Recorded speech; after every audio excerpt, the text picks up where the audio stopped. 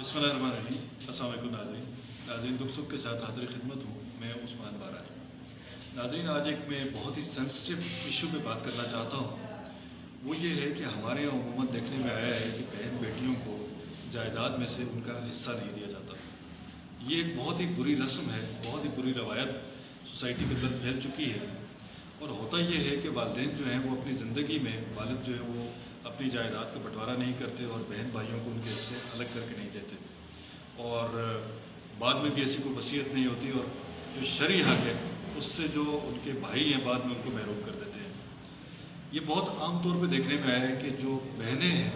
वो सोसाइटी का एक ऐसा प्रेशर हमने क्रिएट कर दिया है, इसको एक ऐसे रस्म बद बना लिया है कि कोई भी बहन जो है वो अपने भाई से जायदाद में से तकाजा नहीं कर सकती, और जो भाई हैं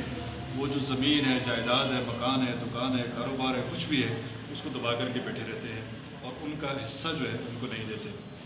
अब बहनें, मैंने ऐसे कई सारे केसेस देखे हैं जिनमें बहनें बहुत ही कसम पुर्सी की ज़िंदगी जी रही होती हैं, बहुत ही मुश्किल हालात में होती हैं, लेकिन उसके बावजूद वो अपने भाइयों के पास जा कर के ज़मीन के लिए तकाजा नहीं कर सकती। और तकाजा न करने की वजह यह है कि लोग क्या कहेंगे कि बहन ने अपने भाई से ज़मीन में से हिस्सा ले लिया है। और भाई इस कदर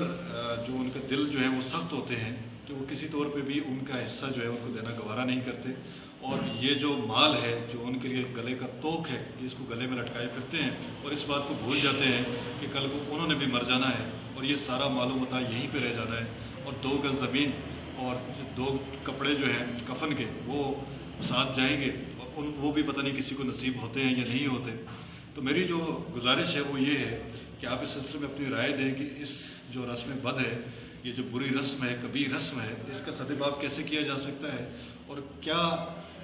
ऐसे तदाबीर की जा सकती है कि जिनसे हम मुआशरे में जो हमारी बहनें बेटियां हैं उनको उनका ये हक दिला सकें। जज़ाकल्लाह खैर, आपका बहुत शुक्रिया।